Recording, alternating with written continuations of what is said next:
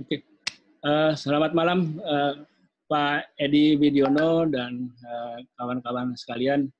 Kita kedapatan tamu yang sangat pakar dalam bidangnya, Pak Edi Widiono. Beliau adalah mantan Direktur Utama dari PT PLN selama sekitar 7 tahun ya barangkali ya, Pak Edi. 8 tahun mungkin. Ya. 8 tahun. Kenal lama kami dengan Pak Edi. Pak Edi adalah senior kami di ITB dan juga kemudian kita sama-sama ya waktu itu Pak Edi ya di Imperial College ya, di London.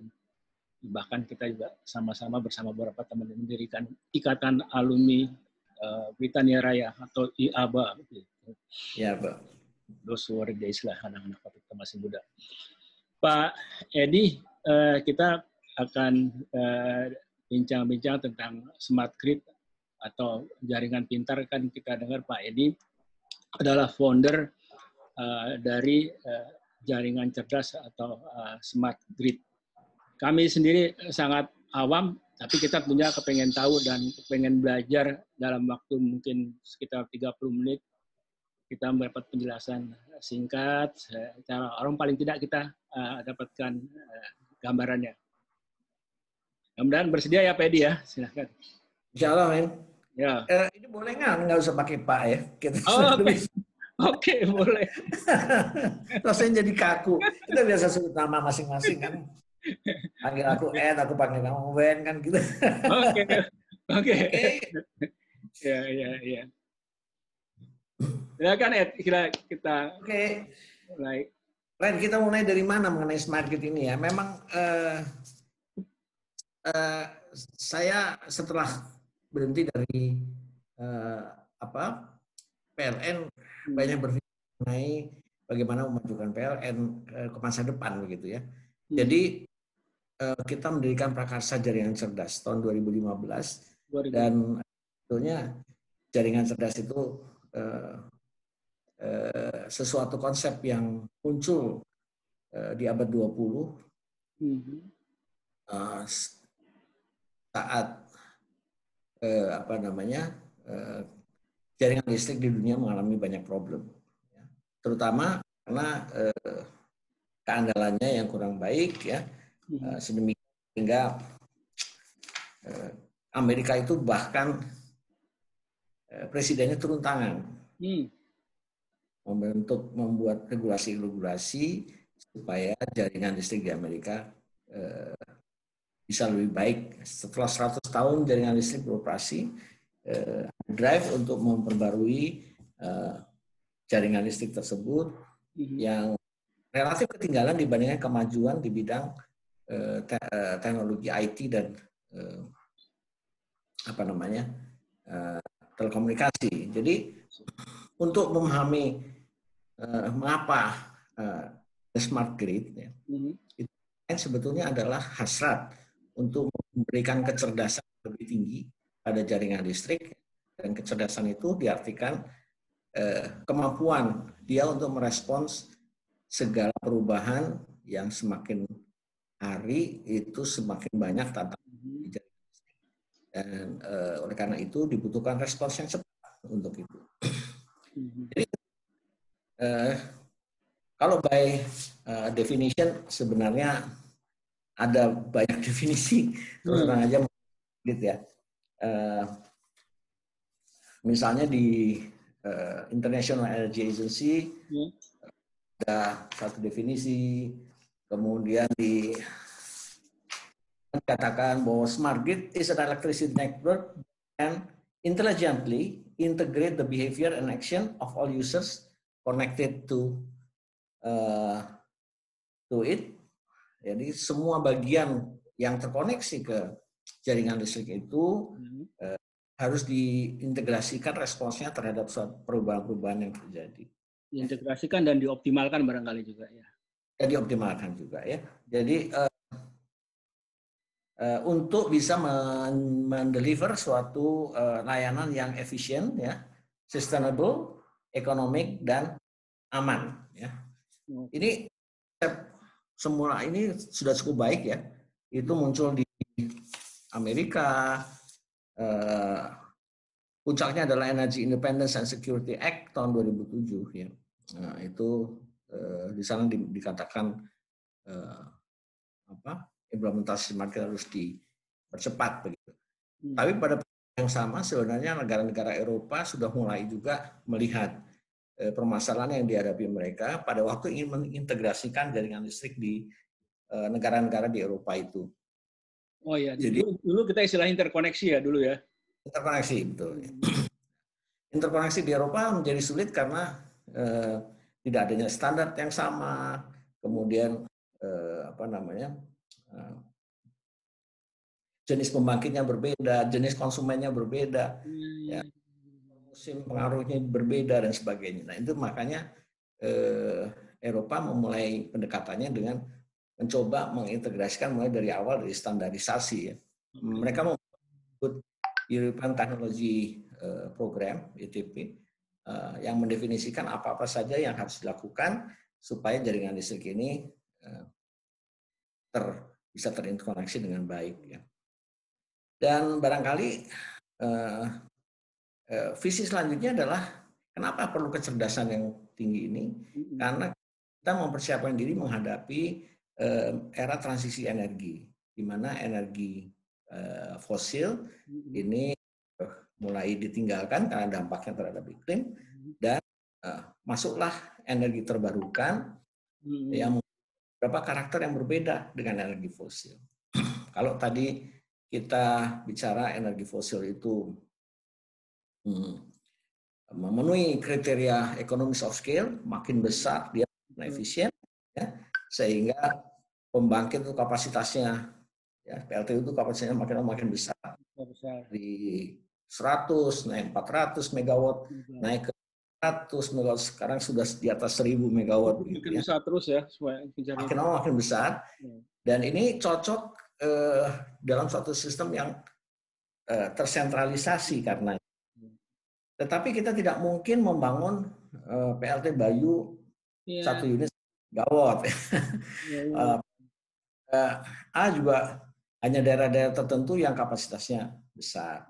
Padahal banyak. Ya. Oleh karena itu, ini atau energi terbarukan mempunyai karakter yang pertama, dia distributed, dia terdistribusi di beberapa area. Ya. Skalanya relatif kecil ya, dibandingkan PLTU yang skala besar. Dan karena itu dia harus mempunyai beberapa dampak kepada jaringan listrik. Tapi tentunya the big impact yang terjadi adalah munculnya teknologi PLT surya, ya, yang semakin murah. Surya ini bisa dipasang di atap rumah, begitu kan? Ya, jadi menjadi yang disebut PV rooftop, dan ini mengubah rona dari seluruh industri kelistrikan kita. Terutama karena sekarang orang di rumah-rumah ini tidak hanya mengkonsumsi listrik, tapi dia bisa memproduksi listrik. Ya. Lahirlah kelompok yang disebut prosumers. Ya. Dia membangkitkan listrik di rumahnya, menggunakan untuk kepentingannya dia, tapi kalau kelebihan boleh dititipkan ke jaringan, ya, masuk ke jaringan. Jadi di sistem, ya, untuk nanti malam diambil kembali, kan matahari kan hanya siang hari. Ya. Jadi akhirnya prosumers ini yang menimbulkan goncangan besar, ya, karena kemudian kita harus memikirkan bahwa energi itu tidak lagi mengalir dari pembangkit besar ke rumah-rumah ke konsumen, tapi sebaliknya konsumen bisa juga mengalirkan. Ya, okay. Berarti kan selain aliran yang berubah, maka sistem pengamanan, ya, kalau dulu kita ada namanya relay yang mengamankan kalau ada gangguan, ya, itu disetnya untuk arah energi satu arah. Sekarang ini harus bisa mengenali dua arah begitu jalannya, ya. Ya, menarik banget. Gimana? Ya, menarik banget. Kalau boleh ini ya, saya share ada satu gambar ya, mungkin bisa kita jelasin lebih gampang barangkali ya tadi. Silakan. Sorry nih. Ya, jadi tadi yang saya katakan bahwa transisi energi dari fosil menjadi many small power producers di era renewables ini sangat besar pengaruhnya terhadap jaringan listrik ya. Sehingga dulu kita menganut kaidah economies of scale dengan transmisi dan distribusi yang centralized ya, juga perusahaan yang bergerak di bidang kelistrikan itu boleh dikata monopoli di satu daerah tertentu, satu perusahaan ya. Arah aliran daya dari top to bottom ya. Satu arah ya. Arahnya dari top, maksudnya dari pembangkitan turun transmisi, turun ke distribusi, turun ke pengguna ya. Kemudian konsumen di era yesterday itu ya, basically menganggap listrik itu harus ada kapanpun ya, nggak mau tahu, pokoknya dinyalakan saklar harus ada gitu listriknya kan. Pasif aja, mereka tidak berperang apa-apa. Padahal seperti kita ketahui listrik banyak digunakan untuk penerangan. Jadi orang-orang listrik itu paling takut jam 6 sore gitu. Pada saat seorang satu daerah itu menyalakan lampu, maka terjadilah lonjakan kebutuhan listrik yang kita sebutnya sebagai peak period ya. Mulai dari jam 5 sore sampai jam 7 itu kenaikan listrik, penggunaan listrik bisa ramping up-nya, ramping up rate-nya bisa sangat tinggi. Dan kalau itu tidak bisa diimbangi oleh kecepatan pembangkit tadi listrik, maka bisa terjadi gangguan. Jadi sore hari itu time buat operator listrik ini. Mereka harus melihat keseimbangan antara supply dan demand, dan itu frekuensi. Kalau demand-nya kecepatan naiknya, maka frekuensinya ya. Padahal frekuensi 50 Hz itu tidak boleh turun di bawah 49,5. Oke, ada konsekuensi. Supaya tidak merusak sistem-sistem yang lain. Ya. Jadi, di era yesterday itu kita mengalami critical period itu adalah waktu peak hours ya, naik dia, dan kemudian ada lembahnya pada setelah jam 11 malam, penggunaan listrik turun ya, restoran-restoran tutup ya segala macam, sampai jam 3 jam 4 itu biasanya ada lembah paling dalam itu di dalam listrik relatif. Padahal produksi praktis sama terus ya.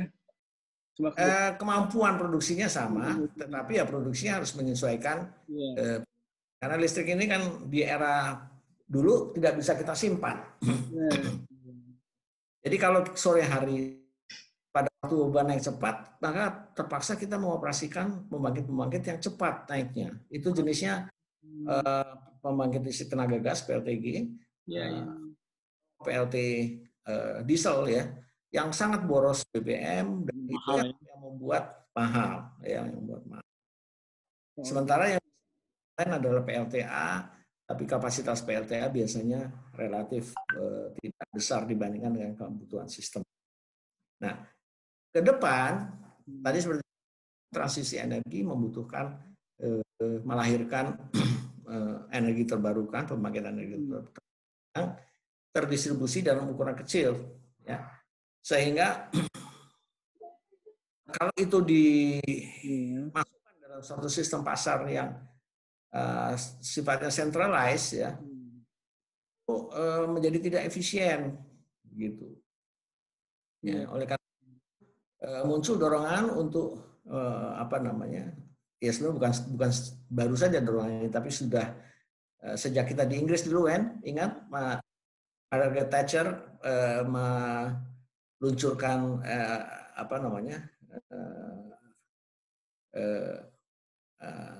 restructuring of power sector dengan buku putihnya yang terkenal itu waktu itu. membayangkan bahwa listrik itu tidak bisa ditransaksikan secara tetap begitu. Jadi harus ada suatu pasar. Ya. Bahkan dulu di Inggris idenya itu setiap 15 menit itu muncul harga baru dan muncul keseimbangan baru antara penjualan dan pembelian begitu. Itu yang mendorong Inggris waktu itu memodernisir merubah struktur sektornya ya, sedemikian rupa untuk bisa melahirkan dulu namanya multi buyer multi seller system. Iya, betul. Ya. Dan kelahiran pasar ini sebetulnya pernah dicoba di Indonesia, tapi kemudian undang-undangnya dibatalkan. Ya, dibatalkan. Kita kembali kepada sistem centralized. Tapi ini nanti ke depan dengan lahirnya renewables yang makin banyak ini, mau tidak mau kita harus berpikir ulang caranya. Ya. Nah, jadi kalau dulu itu transmisi itu ya milik perusahaan listrik, ya. Dan biaya operasi dan biaya pembangunannya masuk dalam harga listrik, ya. Tetapi depan itu nanti sangat dimungkinkan adanya transmisi milik swasta juga, ya, yang melayani kebutuhan berdasarkan metode yang namanya wheeling. Wheeling itu seperti jalan tol gitulah. Kita mau lewat bayar berapa gitu kan. Kurang lebih. Iya, bagus itu analoginya, betul. Ya. Nah, dan kalau kita punya operasi truk ya, yang lewat jalan tol, tentu kita tidak ingin truk kita lewat di waktu rush hour kan nggak mau dia kan, ya. Karena rush hour berarti kecepatan lebih rendah, konsumsi bahan bakar makin besar gitu kan. Jadi kita mengembangkan sistem di mana truk itu, energi itu kita bisa simpan dulu. Nah, itulah pentingnya baterai. Ya, kalau belum itu jangan dikeluarin. Kalau jalan masih macet ya jangan jalan gitu. Tunggu sampai ini membuat seluruh sistem tenaga listrik ya ini bergerak berdasarkan kaidah-kaidah efisiensi nantinya gitu. Jadi kalau gitu nanti akibatnya post reaction juga berubah ya, dinamis akibatnya juga. Oh iya. Jadi ya tentu ini tergantung pada skala penggunaan ya. Mulai dari R3 kalau di sistem Indonesia yang di atas 2000 watt itu pelanggannya sebenarnya udah bisa masuk dalam sistem di mana tarif itu berfluktuasi berdasarkan waktu, ya kan? Kalau lagi tadi yang saya katakan lagi beban puncak tadi kenaikan, ya itu ibaratnya seperti jalan tol sedang penuh, ya macet, jalan udah macet, maka dinaikkan itu harga tolnya otomatis, ya sehingga ini memberi pelajaran pada pengguna bahwa kalau lagi macet jangan lewat jalan tol kan gitu ya. Seperti juga listrik juga begitu. Kalau sore hari peak hour itu nanti tarifnya lebih tinggi daripada kalau pagi hari. Jadi sebenarnya ini yang memanfaatkan itu baru perusahaan besar atau industri kali ya? Baru perusahaan industri yang besar. Nah, di sinilah yang melahirkan kebutuhan suatu alat ya yang bisa mengukur lalu lintas energi, ya. Terutama ada prosumer type ya, maka kWh meter kita yang biasa terpasang itu ya mengukur energi yang dijual PLN ke kita, ya. Kan ini akan menjadi kWh meter dua arah, di mana tidak hanya mengukur energi yang kita gunakan, tapi juga energi yang kita produksikan dan kita titipkan ke PLN. Gitu. Itu smart meter, ya. Tanda petik ya, apakah PLN harus terima atau PLN bisa bilang, wah saya nggak terima penjualan dari kamu gitu, masuk ke grid? Ya terus terang saja ya, kalau boleh milih PLN nggak mau terima, kan. Saingannya dia kok ya gitu ya. Sebagai perusahaan PLN akan berpikir begitu, tetapi sebagai penyedia kelistrikan nasional, ya mau tidak mau harus diterima. Dan memang saat ini PLN itu terima tapi bayar gitulah kurang lebih ya. Ya, ya. Mau titip saya titip 1 nanti boleh ambilnya cuma 0,65. Jadi 35% ambil oleh PLN sebagai ongkos nitip kira-kira gitu. Ya, wajar. Dan itu nanti punya impact yang tersendiri. Memang apa namanya banyak orang berhitung bahwa kalau saya masang rooftop di rooftop yang bisa menghasilkan listrik sebanyak 50% kebutuhan saya gitu ya, tagihan PLN saya bisa berkurang 50%. Kira-kira hitungannya. Ya, yang banyak promosikan begitu sekarang. Ya, tapi ya, kalau Anda nggak produksi langsung make, tapi di tingkat PLN, makanya 50% itu turun menjadi 32,5% aja gitu.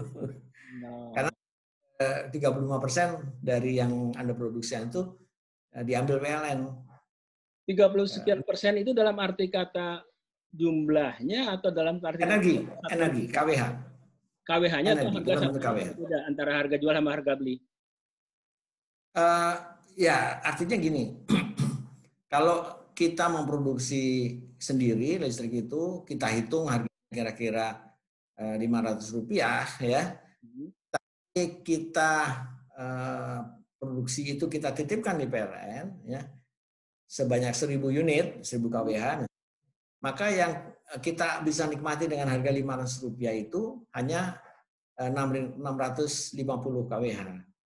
Yang 30 KWH kita tetap membayar sesuai harga PLN, sesuai tarif PLN. Oke. Ya. Bisa dilihat dari perspektif itu, bisa lihat dari perspektif harganya ya. Oke. Iya. Jadi PLN bilang, jangan mau sendiri, bagi-bagi dong kita kan. Itulah apa namanya. Jadi PLN akan memasang smart meter ya. Tanyaan barangkali smart meter itu apa bedanya sama KWH meter biasa? Beauty dari smart meter itu sesuai dengan kata cerdas tadi ya. Di smart meter itu ada ada prosesor, ada storage data ya, sehingga dan juga istilahnya scanning rate ya. Dia mengukur berapa KWH itu bisa sangat cepat ya. Kalau untuk pembayaran energi listrik kita kan dicatat itu oleh pencatat meter sebulan sekali, ya kan? Kalau industri-industri itu dicatat melalui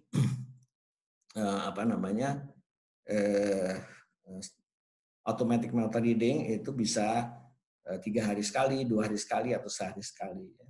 Tapi kalau smart meter ini tergabung di dalam yang disebut Advanced Meter Infrastructure (AMI), maka pengukuran setiap konsumen itu bisa dilakukan setiap 15 menit, bahkan bisa lebih banyak lagi, lebih cepat lagi. Hasilnya apa? Hasilnya PLN mendapatkan data mengenai profil penggunaan listrik di setiap rumah gitu. Wow. Dan kalau dikumpulkan setiap hari, maka PLN tahu pattern-nya, tahu pola penggunaan listrik di rumah Anda. Ya.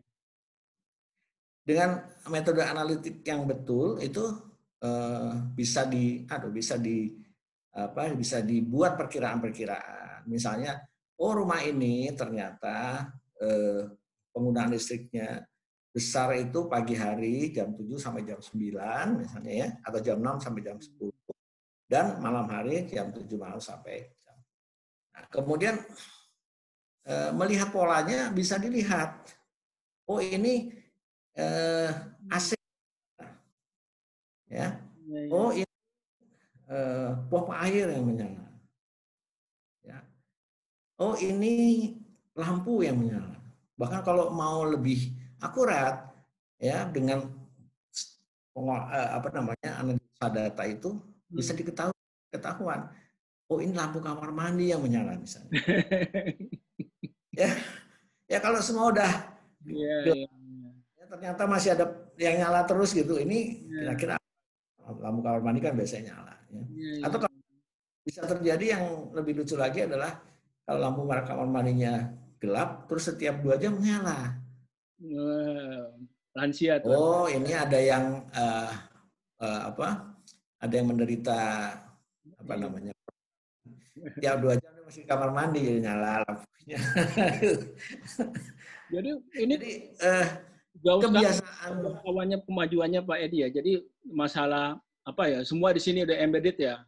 Yang namanya artificial intelligence, apa namanya machine learning, semua di dalam smart grid itu dimasukkan di sini. Ya, jadi karena advanced matter infrastructure ini mendukung suatu pola pengumpulan informasi, penganalisaan dan mengembalikan hasil analisa tersebut dalam bentuk produk-produk yang menguntungkan bagi masyarakat gitu ya. Jadi dengan kenal pattern-nya, masyarakat bisa diberitahu misalnya, saya contohkan komunikasinya ya. Petugas PLN akan tanya, Bu, saya lihat di situ di rumah Ibu AC-nya nyala terus. Iya. Ya, oh iya, kamar living room tempat anak-anak bersengkrama, dia harus nyala terus. Temperaturnya 23 derajat ya Bu ya. Ya. Boleh kami usul bahwa AC itu kita akan pantau ya. Begitu dia tidak perlu menghasilkan pendinginan dari sentral. Ya. Jadi instead of dia menyala terus ya, dia bisa setiap 5 menit mati 20 detik ya. Setiap habis itu nyalakan lagi. 5 menit lagi mati 20 detik lagi. Bayangkan kalau sejuta rumah begitu dan nyala matinya bisa diatur ya. Maka penghematan kapasitas yang harus disediakan itu besar sekali, men. Besar sekali. Itu dari sisi yang disebut sebagai demand response. Salah satu lebih lanjut dari penggunaan advanced matter infrastructure, yang berarti juga penggunaan smart grid yang memberikan kemudahan bagi pelanggan, tapi juga efisiensi. Ini saya ada pertanyaan konyol nih, mungkin sorry nih kelihatannya. Jadi itu kan dari sisi manfaat ya, kita jelasin manfaatnya. Terus ini sama juga orang siapa tuh si Facebook sama si WhatsApp itu menjelaskan manfaatnya segala macam itu kan. Tapi di sisi lain orang bilang, wah kalau begitu saya apa yang terjadi di rumah saya, aktivitas saya semua menjadi terbuka nih sama orang PLN itu. Bagaimana masalah saya ini nanti nih? Ya, itu adalah satu concern yang paling besar di dalam penerapan advanced matter infrastructure. Dan itu terjadi di negara-negara maju, dan kita pun juga sekarang mempersiapkan kerangka hukum EMA itu mempertimbangkan data privacy tadi. Ya. Tentu kalau itu digunakan untuk kebaikan dari konsumen dalam bentuk pelayanan yang lebih baik, saya kira bisa dicapai suatu kesepahaman dengan konsumennya. Yang dikhawatirkan konsumen tentu adalah kalau data itu digunakan untuk sesuatu yang lain ya.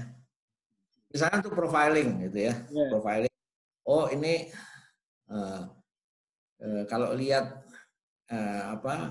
pembayaran listriknya tertunda terus, kemudian penggunaan listriknya juga rendah-rendah aja gitu. Kira-kira ya penganggur ini ya rumah yang ada di rumah ini gitu. Dicap ini kelompok penganggur dengan segala perbayaran. Ya, itu kan satu bentuk profiling yang barangkali tidak diinginkan. Jadi pengaturan data privacy ini menjadi kunci dari penerapan advanced matter infrastructure. Itu saya kira PLN sangat menyadari hal itu ya. Melalui misalnya Icon Plus mereka menyusun beberapa panduan-panduan supaya dalam pengambilan data seperti ini privacy kan tidak. Iya, ini terus aja saya sendiri ngalami setelah pensiun dan anak-anak udah nggak di rumah, ya saya turunkan lah. Karena nggak apply, Ya. kan turunkan supaya harga juga lebih murah. Iya, betul Pak Wendy. Jadi, nah, pertanyaan berikutnya sebetulnya begini. Kita ini masih banyak yang tinggal di rumah yang relatif besar, ya, listrik rendah, ya. Dan kita hanya tinggal berdua, bertiga begitu. Jadi sebenarnya banyak kenikmatan yang harus kita kurangi karena kita tidak ingin memikul biaya listrik yang besar kan gitu ya. Tapi kalau atapnya memungkinkan untuk dipasangi rooftop, gitu ya, tentu kita boleh nggak saya memproduksi listrik dari rooftop itu? Tentu ada hitung-hitungannya kan. Sehingga saya konsumsi listrik saya bisa lebih tinggi tanpa menaikkan ya gitu kan. Itu sesuatu hal yang harusnya difasilitasi dan memang harus mungkin. Itulah ke depan ya. Bahkan bagi kami yang sudah selesai dari PLN, kita tuh seringkali bermimpi bahwa PLN akan melalui satu transformasi di mana melibatkan partisipasi masyarakat ini melahirkan yang disebut communal utility. Apa itu communal utility? Nah, kalau satu kampung itu pasangi rooftop semua, ya. Kemudian urunan beli baterai, maka bisa-bisa kampung itu biaya listriknya minim sekali gitu. Terus orang kan bilang, kalau gitu kan PLN rugi. Nah, sebenarnya kuncinya demi membangun sistem kelistrikan semacam itu, maka yang bisa melahirkan itu hanya PLN sebenarnya. Jadi PLN dengan expertnya di situ harus bisa membuat ini karena ini memang dibutuhkan ke depan. Mengapa saya dibutuhkan ke depan? Karena konsep jaringan itu kan berubah tadi ya, dari centralized menjadi decentralized ya. Ini kalau dibentuk decentralized masih kelihatan titik kan titik pusatnya dari satu menjadi beberapa, itu kelihatan di sana kan. Tapi masih radial kalau lihat di yang hijau sebelah kanan itu kan jaringannya masih radial. Kita suatu saat seperti juga telekomunikasi itu jaringannya dalam bentuk selular. Ya, jadi kebutuhan di satu cluster itu bisa dipenuhi oleh cluster itu. Terus dia juga punya kapasitas cadangan sehingga kalau cluster sebelahnya mengalami problem ikut membantu. Konsep seluler itu kan begitu. Konsep seluler kan begitu. Kalau satu BTS mati, bebannya pindah ke BTS sebelahnya kan begitu. Nah, itulah yang kita pikirkan ke depan di era transisi energi ke depan, bagaimana membangun sistem seluler tadi, karena ada kata kunci yang sekarang muncul. Kalau dulu tuh listrik itu yang pertama harus available, jadi availability-nya diukur, ya. Yang kedua quality-nya diukur, ya. Ketiga reliability-nya, keandalannya diukur. Ya. Yang terakhir konsep sekarang ini adalah resiliensinya yang diukur. Itu berarti dia tetap reliable, bisa diandalkan dalam kondisi misalnya gempa bumi, attack ya. Jangan lupa ini kalau kita udah banyak menggunakan kecerdasan intelijensial ini, kita sangat rawan terhadap serangan cyber attack. Ya, masalah security betul. Ya, kalau di-hack itu bagaimana tetap bisa berdiri. Ya, jadi pola berpikirnya sangat berubah drastis ya dengan masuknya teknologi ini. Ya, karena harus semua aspek kita pikirkan dan objektifnya sekarang adalah how to create resilient system ya, bisa diandalkan. Ya, benar. Reliable itu ukurannya adalah dia sanggup mengatasi gangguan yang jumlahnya banyak, high probability, tapi low impact, impactnya kecil. Resiliensi itu low probability, jarang terjadi, mungkin 10 tahun sekali atau 20 tahun sekali. tetapi punya impact besar, high impact. Okay. Ya. Itulah yang sekarang kita pikirkan bagaimana membangun dari suatu sistem yang bisa. Kalau dari sisi Indonesia sendiri lah, dari kita ya, dari kita kita roadmap-nya seberapa nih ke depan? Apakah itu semua itu akan terrealisasi dalam 5 tahun, 10 tahun, dan apa yang disiapkan oleh kita nih dari para pelanggan, ya, apa yang kelihatannya kita harus? Ya. Jadi begini, Wen. Memang semua kemajuan teknologi itu harus diterapkan dalam konteks yang tepat. Gitu. Kalau konteksnya bergeser, pemilihan teknologi jadi bergeser juga. Kenapa saya sebutkan itu? Di tahun 2007 waktu saya masih di PLN, itu permasalahannya adalah bagaimana mencukupi kebutuhan listrik, ya. Sehingga pemerintah waktu itu bikin fast track program 1 dari Cina, PLTU batubara jumlahnya besar 10.000 megawatt. Jangan lupa itu hampir separuh dari kapasitas nasional yang waktu itu dibangun dengan teknologi batubara. Nah, kemudian pada waktu proses ini berjalan, pemikiran beralih, sudah konteksnya beralih. Bagaimana bisa selain mencukupi listrik, kita juga mulai berpikir mengenai lingkungan. Maka fast track program 2. Di 2 itu ada 6.000 megawatt dari 10.000 itu yang energi terbarukan. Bentuknya apa yang kita kenal waktu itu, ya PLTA, hidro, dan panas bumi. Nah, malangnya program yang 6.000 megawatt ini banyak sekali hambatannya. Sehingga sampai hari ini baru 2.000-an yang selesai. Kekurangan dari 6.000 dikurangi 2.000 itu malah diisi dengan pembangkit batu bara lagi, karena itu yang paling cepat tersedia. 2014 ya, itu ada 2 alur pikir yang berbeda di kelistrikan. Yang satu yang berpikir bahwa ini harus segera ditambah supaya mengejar peningkatan kebutuhan, dan ada yang berpikir bagaimana kita mencapai transisi energi yang baik. Nah, itu tahun 2015 ada 2 kejadian yang nampaknya seperti bertentangan, ya. Pemerintah meluncurkan 35.000 megawatt semuanya batu bara, ya. Sementara di sisi yang lain Presiden Jokowi juga menandatangani Paris Agreement yang menjanjikan kita mengurangi emisi karbon 29% tahun 2030, 26% 2030. Mencapai janji itu, Bapak Presiden juga menyebutkan bahwa Indonesia akan mencapai 23% renewables di tahun 2025 dari sektor.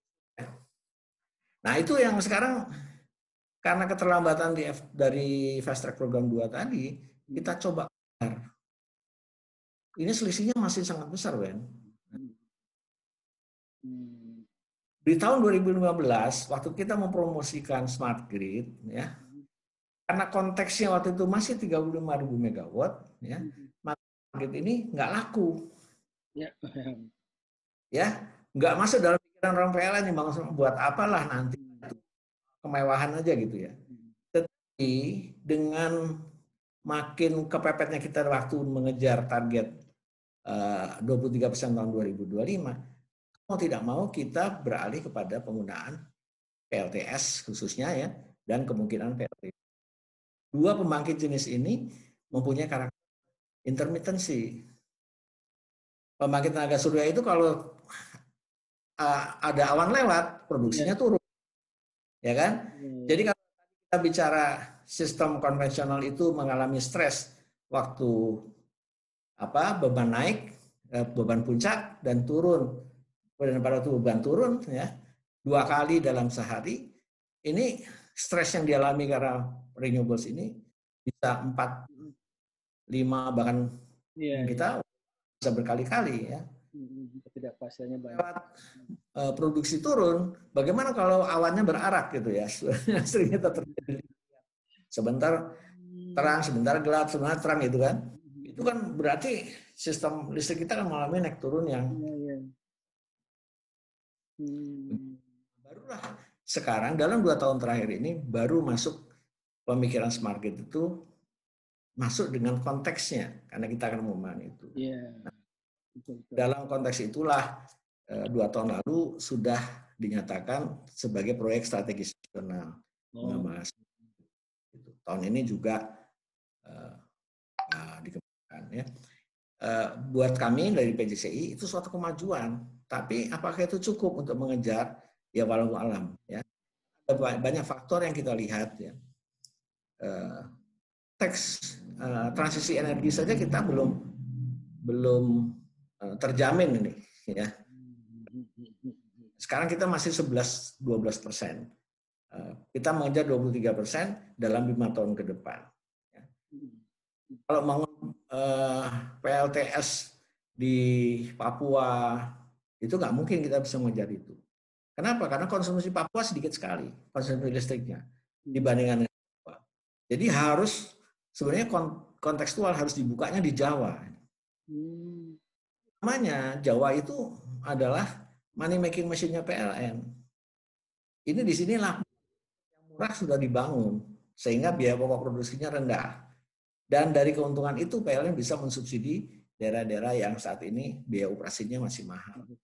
Nah, dilemahnya itu. Udah gitu di Jawa ada lagi isu lagi over capacity lagi kan. Nah, ya. Tetapi ada satu ancaman yang kita semua melihat bahwa kalau kita tidak bisa memenuhi Paris Agreement, ya, dan perjanjian Paris Agreement itu dikatakan legally and lawfully binding. Ya. Jadi pemerintah Indonesia itu secara legal dan secara hukum ya itu terikat melakukan itu. Meskipun di sana tidak dikatakan kalau gagal apa sanksinya, tidak ada. Karena itu kan sifatnya multilateral, nggak mungkin nih sanksi. Tetapi terbuka pintu ada aksi-aksi unilateral nanti. Seperti dengan sawit kita di Eropa ya, di ban. Sangat termungkin terjadi bahwa kalau Indonesia dianggap sebagai negara yang terhadap transisi energi, produk-produk kita dihambat lah paling tidak, ya kan? Dan itu ketakutan seperti ini yang membuat negara-negara besar seperti India dan China itu jor-joran membangun energi terbarukan, bahkan tidak berhitung berapa kapasitas cadangan yang terjadi karena itulah yang kita masih belajar dalam konteks decision making ya. Sehingga kalau ditanya roadmap, ya roadmap sekarang itu memang PLN sudah melakukan beberapa pilot project kecil-kecil. Smart meter udah dilakukan di sini, ada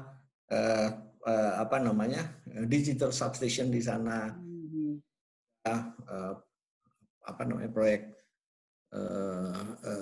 PV rooftop di daerah, tapi belum menjadi suatu gerakan nasional. Karena apa? Karena memang belum ada suatu window of opportunity gitu ya. Sementara PLN sebagai perusahaan juga bukan kadang kala, seringkali orang sebagian menanyakan bahwa ujung-ujungnya adalah untungnya berapa atau kok rugi terus gitu. Jadi orang nggak ngelihat dari sisi tapi orang ngelihat bottom line itu selalu kan. Betul. Ya, PLN itu terjebak dalam 2 misi yang berbeda. Yang satu harus memajukan dunia ketenagalistrikan, apalagi dengan Undang-Undang 30 tahun 2009, di mana dikukuhkan sebagai quote-unquote semacam monopoli begitu ya. Kadang-kadang satu harus lebih dulu daripada yang lain, tergantung waktu dan tergantung kondisi dan tergantung konteksnya pada saat itu ya Pak. Ya. Makanya waktu saya dulu pertama kali jadi di PLN, saya ditanya apa mimpi mimpinya Pak Edi, saya jawab, saya mimpinya itu bagaimana mengajari gajah besar yang bernama PLN ini supaya bisa menari. Karena kalau gajah nggak bisa menari, yang ada di depan ditabrak aja sama dia kan gitu kan. Nah itulah dilemanya seperti itu. Kalau nabrak ya tentu ada konsekuensinya ya. Memang benar sih, karena jadi kayak BUMN itu sebetulnya kan dibuat tujuan utamanya untuk apa ya namanya?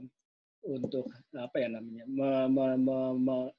Mengimplementasikan kebijakan pemerintah sambil korporasi. Jadi dia juga bagian di istilah dia agent of change itu dia harus di depan justru sebetulnya gitu ya. Nah, itu yang easier said than done. Sulit dilakukan karena ya susahnya. Jadi atau tolak ukurnya dua-duanya beda, tolak ukurnya beda itu. Beda. Kembali ke roadmap ya Pak. Jadi mungkin yang segera kita ingin lihat roadmapnya adalah breakthrough di dalam advanced matter infrastructure ya, MI itu pintu masuk bagi digitalisasi layanan PLN di mulai dari distribusi ke bawah. Mulai dari distribusi ke bawah itu yang berujung pada layanan kepada pelanggan, itu modernisasinya akan sangat dipercepat oleh adanya advanced matter infrastructure. Ya, karena di sini matter infrastructure. Ini ya smart matter. Ya. Jadi bayangannya ini bukan hanya untuk mereka yang menggunakan EBT di rumahnya ya, tapi artinya seluruhnya juga ya. Seluruhnya. Nah di sana dilemanya. Kalau seluruhnya, taruhlah investasinya $100 per rumah tangga, ya per pelanggan. Anda bisa bayangkan pelanggannya PLN 65 juta. $6 miliar hanya untuk membangun suatu sistem sensing ya. Belum lagi nanti data storage-nya, data 65 juta pelanggan itu kan berapa petabyte. Ukurannya luar biasa besarnya, harus dipelihara, kemudian di analytics supaya bisa jadi produk. Ini memang kerja besar. Tapi ini membuka modernisasi pelayanan ke masyarakat. Ini satu aspek. Aspek yang lain adalah membangun flexible grid untuk bisa menampung penetrasi renewable tadi yang dalam. Nah ini fokusnya di transmisi kalau yang ini, Ben. Jadi supaya jaringan listrik itu bisa lebih cepat merespon terhadap perubahan, maka di sisi transmisi itu yang pertama dipasang peralatan yang namanya PMU, Phasor Measurement Unit, ya, suatu alat yang bisa mengukur sudut fasa antara tegangan dan arus di setiap titik. Ya. Dengan mengukur beda tegangan dan arus, ya, kalau itu diintegrasikan di beberapa titik, maka akan terlihat tingkat stabilitas dari aliran daya di sistem tenaga listrik itu. Dulu Ben, waktu saya masih sekolah, untuk mengukur Phasor itu di setiap titik, saya harus run program 2 hari baru keluar. Untuk dari data hari ini, 2 hari lagi keluar, saya baru bisa tahu, oh 2 hari lalu sudut fasanya sekian. Gitu. Itu sudah menjadi suatu alat yang relatif kecil, bisa mengukur time, ya. Apalagi kalau diberi time tag, diukur dengan dan pakai GPS, maka kita tahu di titik mana berapa anunya. Nah, itu kalau secara dinamik dilihat ya, bisa diantisipasi gitu loh. Sekarang itu kan Jawa misalnya hampir tiap hari mengirim 2.000-3.000 megawatt dari Jawa Timur ke Jawa Barat untuk memenuhi sistem di Jawa Barat melalui 3 transmisi. Dan itu pada waktu tadi saya katakan waktu beban berpuncak sore itu, ini bisa stres ini jaringannya. Terjadi yang disebut instability, itu bisa menyebabkan sinkronisasi gagal, ya. Akibatnya sistem terpisah. Kalau sistem terpisah pasti ada pemadaman. Iya. Dan ini kalau di sistem transmisi apalagi menyangkut di maskapai, wah pemadamannya besar. Iya. Sekarang ini tadi saya sudah cerita bahwa di sistem konvensional kita ngalamin 2 kali sehari. Bagaimana kalau nanti ada sistem ada solar farm atau solar giga farm ya, 1000 megawatt di Jawa Timur sana yang panasnya bagus. Itu tiba-tiba 1000-2000 megawatt itu hilang karena ada awan lewat begitu. Dan itu bisa terjadi berapa kali sehari. Kalau nggak dimodernisir dengan PMU tadi, ya, nggak mungkin kita bisa. Nah, untuk bisa mengantisipasi lebih baik, maka kita harus mengembangkan kemampuan forecasting, weather forecasting kita. Ya, kita harus bisa mengukur arah gerakan awan, memperkirakan, awan ini akan lewat PLTS itu jam berapa sampai jam berapa gitu. Ya. Kecepatan angin, angin akan begini. Jadi PLN saat ini baru belajar mengenai forecasting itu di Sulawesi Selatan, ya, karena ada PLT Bayu di sana, yang di Sidrap itu ya, membawa suatu fluktuasi di jaringan, ya, yang membuat PLN harus berpikir bagaimana untuk meredam itu. Dampaknya apa, Wen? Waktu ini masuk, PLN belum siap dengan forecast dan sistem. BPP-nya naik. BPP-nya naik berapa persen? 7% kalau nggak salah. Kemudian gangguan. BPP itu biaya pokok produksi, ya. Biaya pokok produksinya naik 7% karena harus mengantisipasi ini. Kemudian gagalnya juga sering, ya. Kemudian keluar dari kan ada namanya layanan, ya, kualitas layanan itu ada ukurannya berapa rentang frekuensi yang diizinkan. Keluar udah kacau di situ, power quality-nya turun karena masalah. Dan baru mungkin setahun terakhir ini agak mereda, agak membaik karena sudah menggunakan teknik forecasting tadi. Dan kalau itu sudah belajar di sana, baru dibawa ke Jawa, ya kita siap-siap jawabannya forecastingnya harus. Ya. Ya, mudah-mudahan dengan aja salah satunya manfaat jelas dari smart grid ini, yang masalah-masalah EBT itu bisa tertangani, ya. Ya. Jadi tadi ya, smart grid di sisi pelanggan, di sisi tegangan rendah, distribusi, dan di sisi transmisi. Saya catat ada 9 aspek kunci dari smart grid teknologi itu. Yang tadi adalah integrasi dari large scale intermittent renewable energy, ya. Jangan lupa ini juga dibutuhkan untuk mensupport development dari mobil listrik. Oke. Ya, ini juga kan tren sekarang mobil listrik akan masuk. Nah, kalau mobil listrik masuk, pada waktu dia men-charge, ya, kalau dia men-charge-nya di waktu sore hari, ya, maka itu akan menambah kecepatan konsumsi listrik, kan? Ya, benar. Mobil pulang pakai gitu, semuanya bareng-bareng. Udah gitu kan, sebetulnya baterai ini bisa juga berfungsi, baterai mobil itu kan bisa juga sebagai cadangan listrik. Sebenarnya, ya, bisa juga, ya. Kalau dia nge-charge di rumah, kemudian bawa ke kantor, di kantor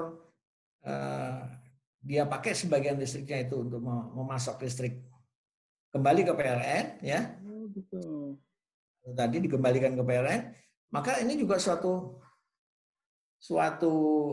mekanisme untuk balancing, ya.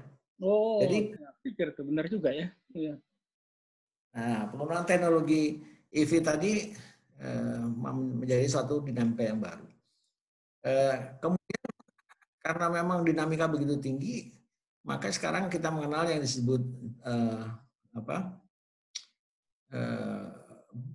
Battery Energy Storage System (BESS) ya. Jadi dulu kita nggak percaya listrik itu bisa disimpan, kalaupun disimpan paling-paling dalam bentuk air ketinggian ya. Jadi yang disebut pumped storage kalau waktu pagi hari, malam hari airnya diturunkan menggerakkan turbin dipakai untuk konsumsi, siang hari pagi subuh ya waktu listriknya banyak produksinya dipompa kembali ke atas gitu. Ini dulu kan begitu. Sekarang dengan baterai lithium, baterai banks itu kita bisa menyimpan dalam jumlah cukup besar. Yang contoh terakhir yang dibangun oleh Tesla di Australia itu 100 megawatt hour. Jadi dia bisa menyimpan 100 megawatt hour. Sebesar apa tuh baterainya? Besar, cukup besar. Ya. Kemudian tadi aspek berikutnya adalah smart electricity distribution and utilization technique ya. Ini bisa bergabung antara smart grid dengan home automation system ya.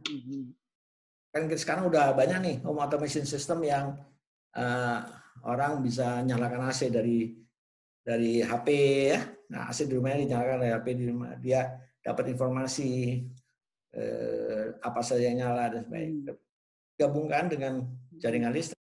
Maka tadi layanan listrik itu bisa menjadi layanan yang sifatnya bundling, ya, informasi mengenai rumah, security, ya, bisa juga security. Bahkan kalau perlu layanan TV kabel juga bisa melalui prasarana data yang dibawa melalui jaringan listrik.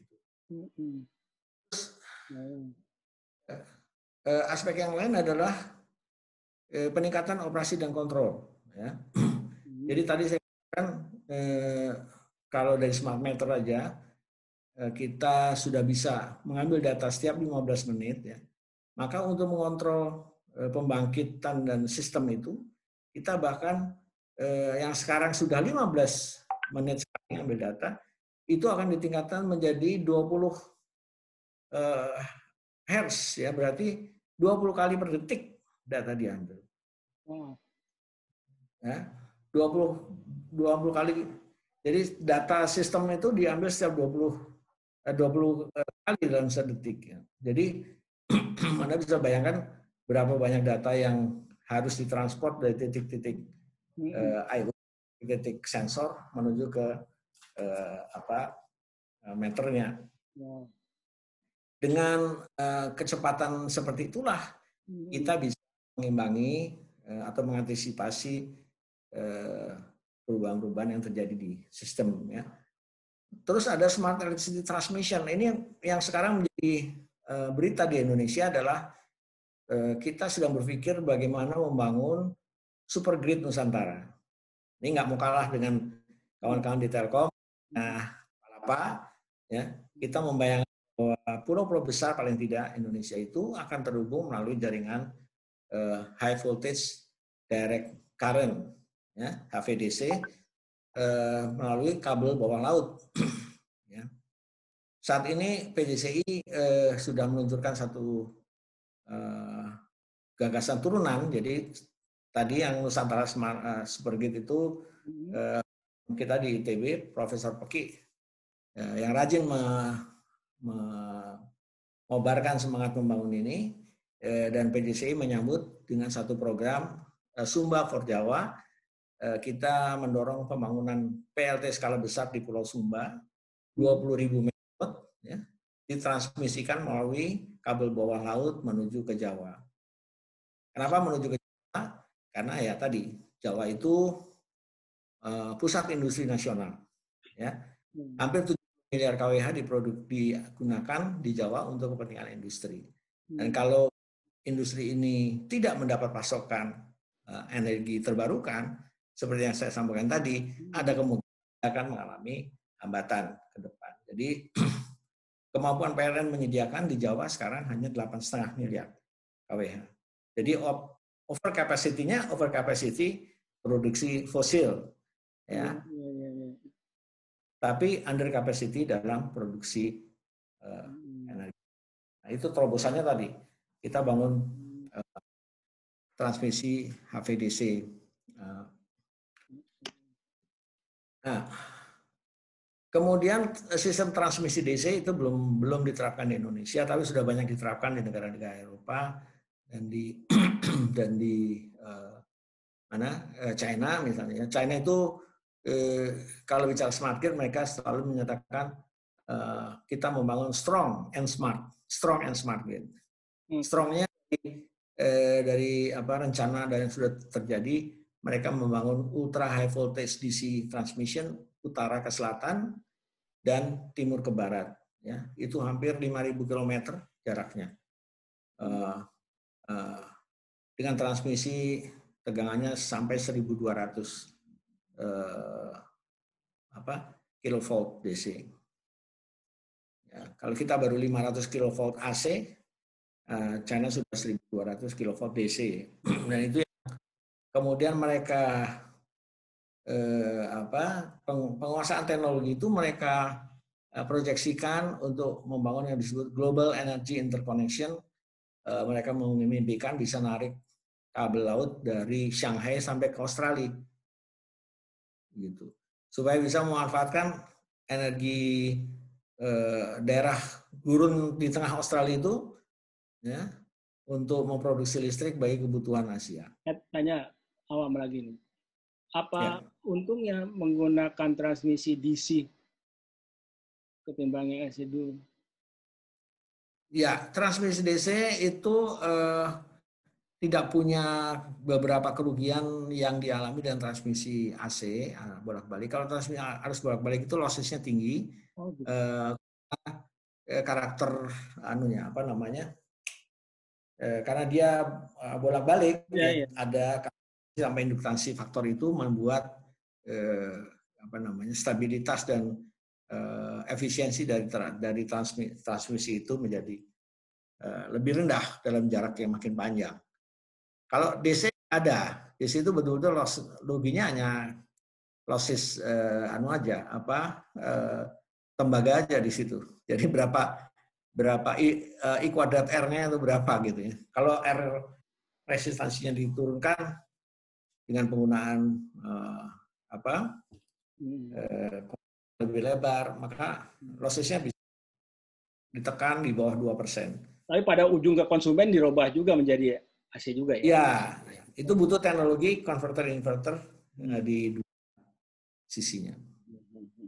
Pemikiran smart grid itulah mendorong kita untuk terus berpikir bagaimana menerapkan teknologi baru itu di sistem kelistrikan kita. Intinya sebenarnya bagaimana membuat jaringan listrik lebih fleksibel menghadapi dinamika. Tentu yang lain juga ya. Ya, makasih banyak. Saya kalau dijelasin terus saya makin bingung nanti itu. Teknologinya makin nggak nyampe. Tapi artinya gambaran dari itu kita banyak mendapatkan gambaran yang sangat bermanfaat mengenai smart grid ya, jaringan pintar. Tadi Edi bilang manfaatnya sebetulnya begitu banyak. Dan ke depan ya itu sebenarnya suatu keniscayaan, mau nggak mau ya semuanya mau. Dan terus Ben aku boleh sedikit memberikan message ya. Itu terus kadang-kadang orang khawatir dengan kemajuan teknologi di luar begitu cepat. Apakah itu berarti ketergantungan kita makin besar pada teknologi asing, ya kan? Terus bagaimana kita tidak ketinggalan itu? Ya? Dan harus diakui bahwa research dan development di negara lain mengenai teknologi dan bahan itu sudah sangat maju. Barangkali mau ngajar juga cukup sulit ya. Tetapi satu modal kita, yaitu bahwa kita ini konsumen kita kan besar, ya kan? Dan konsumen Indonesia ini mempunyai ciri-ciri yang berbeda dengan konsumen di luar negeri. Ya. Jadi teknologi sebaik apapun itu inovasi lokal untuk bisa sesuai dengan pelanggan ini gitu. Nah, kita mengajak para millennials yang lebih fasih dalam teknologi media sosial, dalam aplikasi, dalam kebutuhan gitu, untuk membangun kemampuan itu gitu ya. Seperti itu kan itu kan produk lokal anunya ya. Meskipun akhirnya setelah menjadi unicorn dibeli perusahaan asing, tapi itu pemikirannya sangat khas bahwa di Indonesia itu banyak orang naik motor ya, dan kadang-kadang motor itu lebih penting punya daripada nilainya, dan itu mereka bisa menilai daripada itu. Begitu juga teknologi di Indonesia, kalau itu bisa diisi oleh para millennials ya, saya nggak khawatir kok. Barangkali teknologi dasarnya impor, tapi dipakai di Indonesia itu sudah diadaptasi gitu. Nah, dan tadi smart grid, terutama di sisi distribusi yang berhubungan dengan konsumen, itu sangat membutuhkan banyak inovasi-inovasi lokal buat oleh orang-orang yang hidup di tengah-tengah masyarakat konsumsi ini gitu. Iya betul. Kan Pak Jokowi yang minggu lalu, awal minggu ini pada saat memberikan pengarahan di ulang tahun Rakernas PPT juga mengatakan gitu. Pokoknya kita nggak usah alergi dengan teknologi dari luar. Akuisisi teknologi dari luar, tapi pastikan bahwa itu kemudian kita adapt, sepanjang itu bermanfaat bagi kita manfaatkan, apalagi dengan kita modifikasi dan adaptasi. Saya kira betul Ed, dengan teman-teman ya, adik-adik atau anak-anak kita yang jauh lebih muda dari itu, begini keterangan Edi seperti ini langsung bisa menumbuhkan kreativitas dan ide-ide yang luar biasa. Jadi bayangkan ya, 65 juta pelanggan PLN kalau datanya dikumpulkan, ya itu karun luar biasa kan. Ya. Jadi aplikasinya, kalau kita menganalisa data tersebut masalah produk itu dilakukan oleh orang asing juga, ya, maka berarti kita udah betul-betul kehilangan peluang untuk menciptakan nilai tambah dari investasi besar tadi. Kita betul-betul jadi, tapi kalau kita bisa menemukan analytical program, ya, aplikasi yang sesuai dengan masyarakat kita, ya, dan itu saya kira ruang inovasi luas. Maka meskipun teknologi smart meternya kita import dari sana, tapi aplikasinya yang memberi nilai tambah lebih besar itu harusnya kita bisa potensi nasional. Situ namanya tantangannya yang sekarang. Ed, makasih banyak pencerahannya bagi kita semua. Sebenarnya masih banyak hal yang kita pengen gali, tapi nggak kerasa kita udah aja. Mungkin suatu ketika ya, ini mimpi para pensiunan kan harus diteruskan kepada Nggak, tapi memang betul ada beberapa, bukannya kita underestimate ya. Kadang-kala orang suka bilang gini, Pak Habibie itu kita baru setelah 10-15 tahun. Itulah yang dimaksud Pak Habibie. Itulah gitu. Itu dia, bilangnya satu orang. Tapi pada waktunya, pada saat generasinya itu, pikiran dari Edi ini cuma mungkin hanya digaungkan katakanlah oleh sekelompok kecil. Dan pada waktu itu juga ekosistem yang lain belum mendukung. Perkembangan internet, perkembangan IT belum mendukung. Sehingga pada waktu itu kita dilihatin oleh sebagian orang, si Edi ngomong kemana sih ini arahnya nih? Gitu. Baru setelah sekian tahun. Kali ini ya gitu ya. Iya. Jadi kita dikira ngalamun gitu kan. Ya baru setelah tahun kita bilang, ternyata ini loh maksudnya. Dan ya inilah waktunya, sehingga apa ya namanya, harapannya kita nih terus-menerus menyuarakan begini.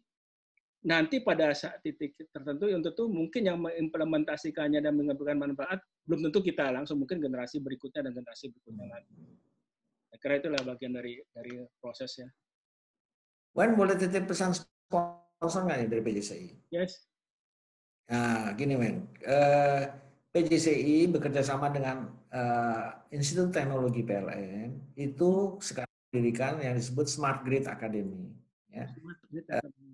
Academy memberikan course kepada para peminat ya, at the very minimum investment cost lah, nggak lebih dari apa seporsi steak gitu ya kali.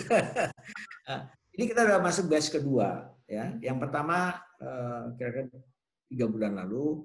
Sekarang kita buat batch kedua ini yang mungkin sangat teknis, yaitu kaitannya antara smart grid dengan cyber security. Wow. Ada instruktur-instruktur yang cukup canggih. Nah, kita modali masyarakat dengan pemahaman bahwa setiap kemajuan digitalisasi mempunyai celah ancaman cyber security yang harus kita tutup bersama, gitu ya. Course-nya online atau gimana? Course online. Bisa cek di laman PJCI, ya, daftar, ya. Dan alhamdulillah sih yang lalu cukup sukses, banyak permintaan untuk diteruskan. Berapa lama itu durasinya? 8 masing 2 jam ya, kalau nggak salah begitu. Dilakukan dalam, aku lupa berapa harinya. Bagus, nanti kalau ada beasiswa saya ikut lah. Siap. Beasiswa nggak masalah lah pasti. Pak, nanti ya kalau ada kelompok 10-15 orang yang ingin ikut, bicarakan sama kita, nanti kita carikan sponsornya untuk bisa. Oke. Thank you berat ya. Ya, makasih Wen. Ya, sukses Wen ya. Sama-sama. Salam sehat, jaga kesehatan semua. Ya. Taufiq wal hidayah. Assalamualaikum warahmatullahi wabarakatuh. Waalaikumsalam warahmatullahi wabarakatuh.